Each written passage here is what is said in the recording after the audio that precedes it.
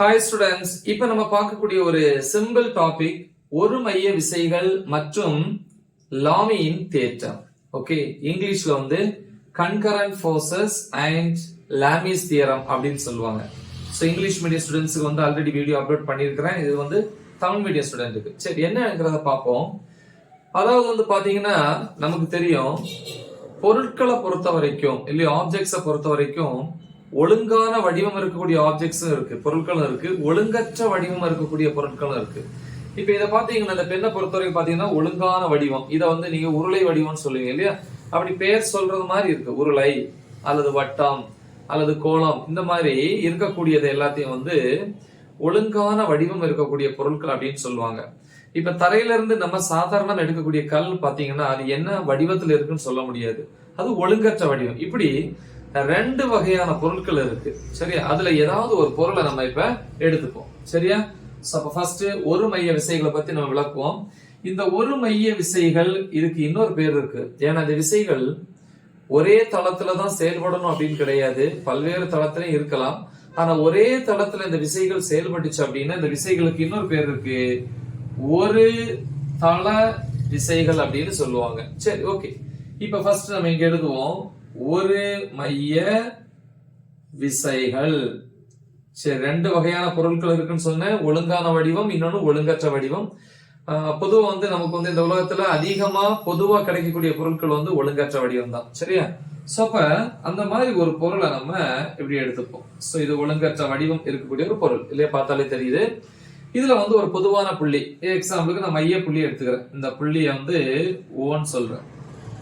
இப்ப இந்த புள்ளியில என்ன ஆகுது அப்படின்னா, இந்த பொதுவான புள்ளியில பல்வேறு விசைகள் வந்து செயல்படுதான். அப்ப பல்வேறு விசைகள் ஒரு புள்ளியில் செயல்பட்டால் அந்த புள்ளியில் செயல்படக்கூடிய அந்த பல்வேறு விசைகளுக்கு என்ன பேர் அப்படின்னா ஒரு மைய விசைகள் அப்படின்னு சொல்லுவாங்க. இந்த ஒரு மைய விசைகள் வந்து ஒரு தளத்துலதான் செயல்படணும்னு அவசியம் கிடையாது. அப்படி ஒரு தளம், இது ஒரு தளம் இல்லையா, இது எக்ஸ் அச்சு ஒய் அச்சு, இது ஒரு தளம். அப்ப ஒரு தளத்துல வந்து இந்த விசைகள் இருந்துச்சுன்னு இந்த விசைகள் என்ன சொல்லுவாங்க, ஒரு தள விசைகள் இல்லையா. இப்ப பாத்தீங்கன்னா தெரியும், ஒரு விசை வந்து பாத்தீங்கன்னா இந்த மாதிரி செயல்படுது. அந்த புள்ளியில செயல்படக்கூடிய விசைக்கு பேரு F1, வெளியிருந்து செயல்படுறது, புற விசை, எக்ஸ்டர்னல் ஃபோர்ஸ். இது ஒரு வெக்டார் அளவு. அதே மாதிரி வெளியிருந்து இந்த திசையில இருந்து விசை செயல்படலாம், இது வந்து F2 வெக்டார். அதே மாதிரி விசை இங்க இருந்தும் செயல்படலாம், இது F3 வெக்டார். இந்த விசைகளுடைய எண் மதிப்பு எப்படி வேணாலும் இருக்கலாம். சரியா, சமமாகவும் இருக்கலாம், வித்தியாசமும் இருக்கலாம். ஒருவேளை இந்த விசைகள் வந்து சமமா இருந்துச்சுன்னா இந்த பொருள் ஓய்வு சமநிலையில இருக்கும். சோ இந்த பொருள் ஓய்வு சமநிலையில இருந்துச்சு அப்படின்னா அதனுடைய என்னது செயல்பாட்டை வந்து பகுப்பாய்வு செய்யறதுக்கு பயன்படுத்தக்கூடிய தேற்றம் தான் லாமியின் தேற்றம். சரி, இப்ப நம்ம இங்க வருவோம். அப்போ ஒரு மைய விசைகள் அப்படின்னு என்ன சொல்லியிருக்கேன், ஒரு புள்ளியில் செயல்படக்கூடிய பல்வேறு விசைகள், அந்த விசைகளுக்கு என்ன பேர் அப்படின்னா ஒரு மைய விசைகள். இந்த விசைகள் ஒரு தளத்துல இருக்கணும்னு அவசியம் கிடையாது. அப்படி ஒருவேளை இந்த மூன்று விசைகளும் ஒரே தளத்துல இருந்துச்சுன்னா அந்த விசைகளை நம்ம என்ன சொல்லுவோம் அப்படின்னா ஒரு தள விசைகள் அப்படின்னு சொல்லுவோம். சரியா, புரிஞ்சிருக்கு. இந்த மாதிரி நிறைய எக்ஸாம்பிள் நம்ம எடுத்துக்கலாம். சரி, இப்ப நம்ம ரெண்டாவதா வந்து எங்க போறோம் அப்படின்னா லாமியின் தேற்றம். சோ இந்த லாமியினுடைய தேற்றம் எங்க பயன்படுதுன்னு சொன்ன, ஓய்வு சமநிலை, ஓய்வு சமநிலையில் பகுப்பாய்வு. அதாவது ஒரு மைய விசைகள், இந்த மாதிரி பல்வேறு விசைகள் ஒரு அமைப்புல அல்லது ஒரு பொருள்ல வந்து செயல்படும் போது அந்த பொருள் ஓய்வு நிலையில இருந்துச்சு அப்படின்னா அந்த பொருளை வந்து பகுப்பாய்வு செய்யறதுக்கு பயன்படுத்தக்கூடியதுதான் அது லாமியின் தேற்றம். படிச்சிருப்பீங்க. அப்ப லாமியின் தேற்றத்தினுடைய வரையறை. அதுக்கு முன்னாடி நம்ம அந்த டயக்ராம் போட்டுக்கலாம். ஃபர்ஸ்ட் இதே மாதிரிதான் ஒரு பொருள் எடுத்துக்கலாம். சரி, ஒரு பொருள், அதனுடைய மையப்புள்ளி இந்த ஒரு மையம். சோ இதை ஓன்னு எடுத்துக்கலாம். இந்த மையப்புள்ளியில வந்து செயல்படக்கூடிய விசைகள் இல்லையா, சோ மையத்தை நோக்கி செயல்படக்கூடிய விசைகளை தான் மைய விசைகள் சொல்லுவோம். அப்ப விசையுடைய திசை எப்படி இருக்குன்னா இப்படி, இந்த மாதிரி, இந்த திசை, இது F1. அதே மாதிரி இப்படி செயல்படலாம். சோ இத வந்து F2 வெக்டார் சொல்லுவோம், ஏன்னா இது வெக்டார் அளவு. அதே மாதிரி வந்து அங்க இருந்து கீழ் நோக்கி செயல்படலாம் இல்லையா. சோ இந்த மாதிரி இது வந்து F3 வெக்டார். சரியா, ஓகே. இப்ப வந்து பாப்போம் என்ன சொல்றாங்க அப்படின்னா, பல்வேறு விசைகள் ஒரு பொருள்ல வந்து செயல்படும் போது அந்த பொருள் ஓய்வு சமநிலையில இருந்துச்சு அப்படின்னா அந்த பொருள் மேல செயல்பட்ட ஏதாவது ஒரு விசையினுடைய எண் மதிப்பு மற்ற இரண்டு விசைகளின் அல்லது மற்ற ரெண்டு விசைகளுக்கு இடைப்பட்ட கோணத்தின் சைன் மதிப்பிற்கு நேர்த்தகவல் இருக்குமா? புரியுதா?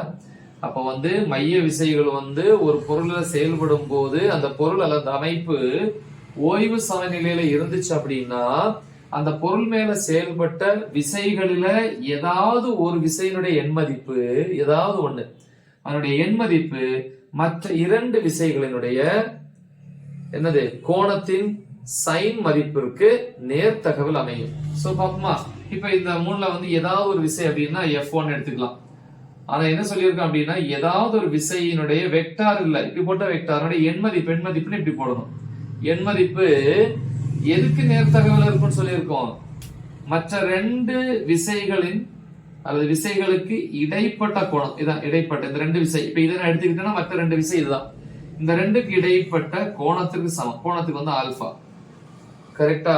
சோ அப்ப இத வந்து கோணத்தின் சைன் மதிப்பு இருக்கு. அப்ப சைன் ஆல்பான்னு போட்டுக்கலாமா? இப்ப பாருங்க, ஏதாவது ஒரு விசையினுடைய எண் மதிப்பானது மற்ற ரெண்டு விசைகளுக்கு இடைப்பட்ட கோணத்தின் சைன் மதிப்பிற்கு நேர்த்தகவில் அமையும். சரியா? எஸ். இத வந்து நம்ம ஈக்குவல்ட்டா மாத்தும் போது எப்படி எழுதலாம்? F1 இந்த மாதிரி போட்டு ஈக்குவல் டு போடும்போது ஒரு மாறிலி, தகவு மாறிலின்னு சொல்லுவோம், K sin ஆல்பா. இது சமன்பாடு 1. இதே போல கரெக்டா இது 1. அடுத்து இந்த விஷயம் எடுத்தீங்கன்னா therefore ரெண்டாவது விஷயம் எடுத்துக்கிட்டீங்கன்னா அப்படி எழுதலாம். ரெண்டாவது விசையினுடைய எண் மதிப்பானது இது ரெண்டாவது விசையுடைய எண் மதிப்பானது மற்ற ரெண்டு விசைகளுக்கு இடைப்பட்ட கோணத்திற்கு அல்லது கோணத்தின் சைன் மதிப்பிற்கு நேர்த்தகவல் இருக்கும். அப்ப இது பீட்டான்னு எடுத்துக்கலாமா? இப்ப ஃபார்முலா எப்படி மாறும்? சைன் பீட்டான்னு மாறும். அப்ப என்ன வரும்? இத ஈக்குவல் டு போடும்போது இந்த மாதிரி modulus of F2 vector equal to K sin பீட்டான்னு எழுதிடலாமா? Yes, sine beta. சோ இது ரெண்டாவது சமன்பாடு. அடுத்து வந்து பாத்தீங்கன்னா மூணாவது விசை. therefore மூன்றாவது விசை F3 வெக்டார் அப்படின்னு எடுக்கும்போது மூன்றாவது விசையுடைய எண் மதிப்பு மற்ற ரெண்டு விசைகளுக்கு இடைப்பட்ட கோணம், அது காமான்னு எடுத்துக்கலாம் இல்லையா? அப்ப சைன் காமா. அப்ப இத இப்படி எழுதும் போது equal to K sin gamma. So இது சமன்பாடு 3. மூன்றுக்குமே வந்து அந்த தகவு மாறிலி சமம். இப்ப இந்த 3 சமன்பாடு இருக்கு இல்லையா, இத வந்து என்ன பண்ண போறோம்? கம்பேர் பண்ண போறேன். கம்பேர் பண்ணும்போது பாத்தீங்கன்னா இது எப்படி எழுதலாம் பாருங்க, நல்லா பாத்துக்கணும். நான் இங்கே இருந்து எழுதிக்கிறேன். இந்த சைடு என்ன பாருங்க, இத கீழே கொண்டு வந்தீங்கன்னா modulus of F1 vector by இது கீழே வந்தா sin alpha equal to K எழுதலாமா? அதே மாதிரி இது எப்படி எழுதலாம்? Modulus of F2 vector by sin beta இதுவும் ஈக்குவல் டு K. மூணாவது வந்து பாத்தீங்கன்னா modulus of F3 vector by sin gamma இதுவும் ஈக்குவல் டு K சொல்லலாமா? அப்ப எல்லாத்துலயுமே ஈக்குவல் டு K மாத்தினீங்கன்னா இப்படி வரும். அப்படின்னு எல்லாம் என்ன அர்த்தம்? எல்லாமே சமம். எதுக்கு ஈக்குவல்? K க்கு ஈக்குவல். இப்படி எழுதலாம். சரியா? சோ அப்ப திருப்பி எடுத்து எழுதும் போது வேணா எழுதலாம், இப்படியும் எழுதலாம். இப்ப Kங்கிறது என்னது? இது ஒரு மாறிலி அப்படின்னு எழுதலாம். இல்ல கீழே எடுத்து எழுதலாம். எப்படி? Modulus of F1 vector simply F1 எழுதலாம். F1 by sin alpha equal to F2 by sin beta equal to F3 by sin gamma equal to ஒரு மாறிலி இப்படின்னு எழுதலாம். இல்ல இதோட நம்ம நிப்பாட்டிக்கிட்டாலும் ஓகே. சிம்பிளான ஒரு டாபிக். இதை பேஸ் பண்ணி வந்து கணக்கெல்லாம் கேட்பாங்க. ஓகேவா? அப்ப இது வந்து ஓய்வு சமநிலையில பகுப்பாய்வு செய்யறதுக்கு இல்லையா?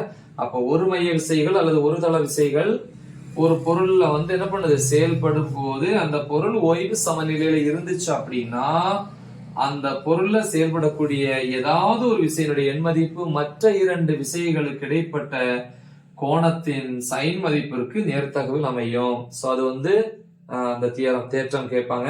அதே மாதிரி ஒரு மைய விசைகள்ங்கிறது வந்து ஒரு பொருளினுடைய மையத்துல அல்லது ஒரு பொருள்ல வந்து ஏதாவது ஒரு புள்ளியில வந்து பல்வேறு விசைகள் வந்து செயல்பட்டுச்சுன்னா அந்த புள்ளியில செயல்படக்கூடிய அந்த விசைகளை ஒருமைய விசைகள். அந்த விசைகள் ஒரு தளத்துல இருந்துச்சுன்னா அதுக்கு பேர் ஒருதள விசைகள் அப்படின்னு சொல்லலாம். முக்கியமான ஒரு டாபிக். நல்ல தெளிவா பிராக்டிஸ் பண்ணுங்க. மறக்காம இதை உங்க ஃப்ரெண்ட்ஸுக்கு ஷேர் பண்ணுங்க. All the best. தேங்க்யூ.